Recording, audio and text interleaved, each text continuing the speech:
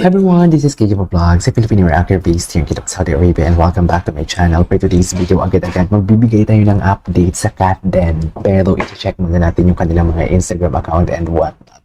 Parang hindi ko man lang nakita talaga na may mga bagong story si Catherine. Masyado siyang busy for today's video.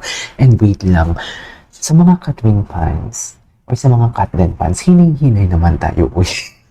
Hinihingi naman tayo kay Barbie Fortesa. Kasi si Barbie Fortesa, yes, you are entitled to your opinion. Pero sana yung opinion ninyo, hindi pong alam niyo yung hindi naman below the belt. Pwede naman tayo magsabi ng opinion natin. Pero yung totoong opinion lang natin. Hindi yung tipong beyond the sky talaga na opinion. Like, kulang na lang talaga. Kutsain. Actually, hindi nga kulang eh. Sobra-sobra. Yung pagkutsa talaga. Yung pagkutsa. Oh my God, there are 17 years or 14 years na mag-friends. So basically, there are ate and kuya na lang talaga ang kanilang turingan. I mean, kuya talaga ni Barbie si Alden. Ganun talaga siya kakomportable. So marami kasing umalma and binabash kasi ng mga Cat Den fans. I know, pinagsabihan ko na din naman yung Barda, okay? And, let's just like spread positivity lang talaga. Yung tipong alam mo yung walang hate kasi wala naman tayong makukuha and we don't know the real story. Siguro kayo hindi nyo alam but for me kasi alam ko kung anong meron kay Barbie and David and kay Kat and Alden. So basically ako gusto ko lang mag-spread ng something like positive vibe, should I say, lalo-lalo may panalo si Bang and Kiko. Congratulations sa mga bumoto. Thank you so much. Pero nevertheless, yun ngayon gusto kong sabihin sa inyo na parang dahan-dahan lang tayo because ang mga sinasabi kasi talaga, mostly kasi talaga nagpunta ang mga candidates. Ay, hindi ko nilalahat, okay? Pero kasi they are trying to something like, may comment section. Masyadong halatang mga they are supporting at them.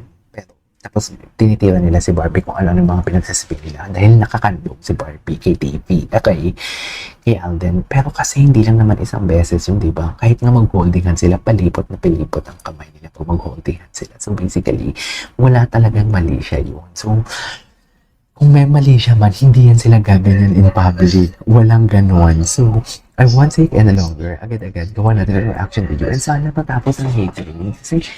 Kasi nakaka-stress yan para sa mga memes din natin, diba? So, without further ado, let's start this. Tignan natin to. Walang mga update for sure. Pero, eto may mga Mother's Day and everything. Ay, parang kamukha to nito. Ang bulaklak na dala nito. Kamukha na binigay ni Alden. Sa totoo lang. The Asia Superstar. Indeed. I couldn't agree more. Ito yung BPI ata na Victoria last time. Diba? More blessings. Si Alden ba? BPI? BDO ata si Alden, di ba? Magkalaban. And may bagong, uy, alam mo, pangarap ko itong bilhin is Design Philippines. Pangarap ko talaga itong bilhin. Gusto ko talaga itong bilhin, yung ganito. Magkaroon ako ng ganito sa bahay. 36,000. Ang pinakamura nila, 36,000. So, ito na talaga siya. Tingnan natin to. Mga queens. The return of the comeback ng mga queens for today's video. Yes. Diba? Color pink. I love it. Di mo kaya for today's video. Anyways, tingnan natin din ano pa yung mga ibang atake ni Catherine. Si Catherine to? Hindi siguro. Being a queen for me is having the power to break Catherine down and barriers and open up opportunities for Catherine others. and Nadine. Preview.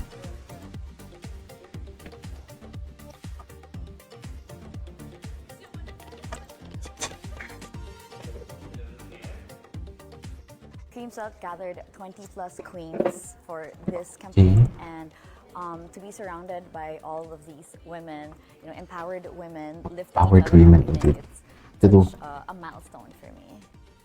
Such a milestone. I was a bit of a rebel. This is Nadine. I'm not one to follow trends. Iba talaga yung boses ni Nadine. I like going against the tide. I guess I would say I would just follow what my heart wants. My definition of Ay, success sikat. evolves as we grow. Before, my definition of success used to be doing the projects that I do, getting validation from everyone. Getting validation for everyone. A lot Parang, of people. But now, my definition parang of may meaning success naman is yun. Charis. pretty simple.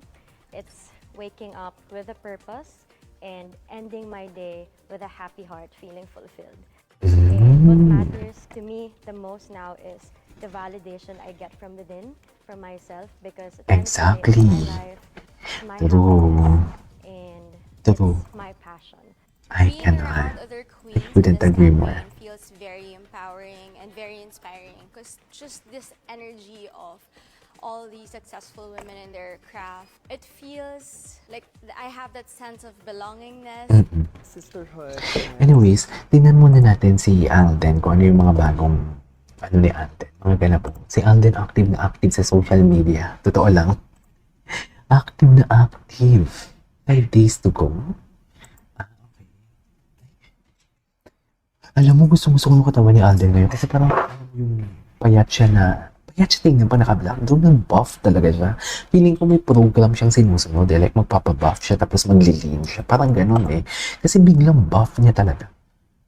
Biglang buff siya talaga. Sabi ko, ay, si Tita Alice. Tita Alice Eduardo. May ate. Miss Pia Guzman. Epic ride. Okay. Had the gold medal. So, yan. Ay, wait. Ano ibig sabihin? Anxious about. Do not be anxious about anything. Ayan. Ayan na, nagparinig na. Kasi naman, bakit kayo nagiging anxious? Totoo lang din naman. Hindi kasi kayo mag-anxious. Ay, naka-pink pass. Ay, Alden Richards for today's video. Hindi mo kaya. Okay. Ang ganda naman dito. Tingnan natin yung mga, tingnan natin yung mga tags niya and everything. Tingnan natin yung mga tags niya. Wala pa tayong mga update, sorry. May lumalabas na parang ini-edit na lumalabas yung camel toe. Parang camel toe. Bobo kasi talaga yung mga nagbibigay ng mga ano. Yung mga, what you call this, mali siya. Kahit sa picture ni Alden, binibigyan nila ng mali siya. Totoo ba? Diba? Okay, tuloy natin to. Tingnan natin sa TikTok compilation. Wala namang masyadong post, diba? Wala masyadong post. Okay, tingnan natin yung TikTok compilation ni Alden. Ni Catden pala. May TikTok account pa si Catherine. Hindi lang ako sure kung may TikTok account si Catherine eh. Pero tingnan natin kung ano yung mga latest chismis about Catherine. Kung may makikita tayo and what not.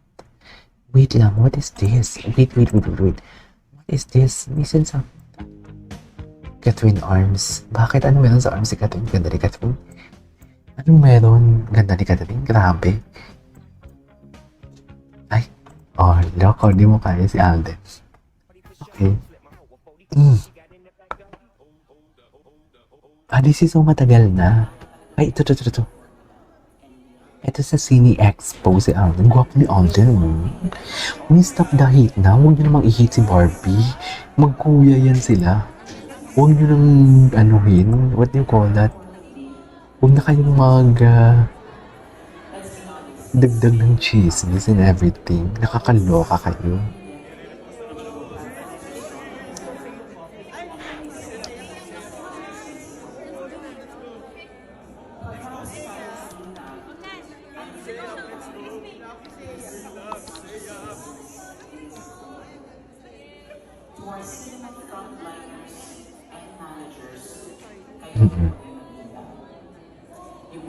Okay, gwapo ni Alden. Anyways, what's next? Ay, syempre, yun na naman. Oh, wait, what is this? Like by Supremo. OA? Matagal na pala yung video na yun. Oh, the hand placement talaga never disappoints. Sa totoo lang. The hand placement that never disappoints. Yes, sir. Pagmamayari mo yan, sir. Pagmamayari mo yan, sir. Ay, wait.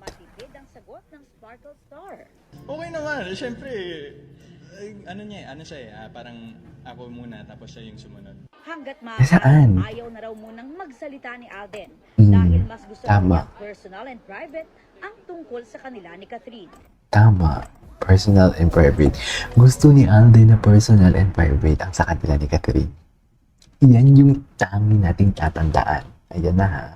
This is Kim Vlogs and see you in my next vlog. Bye!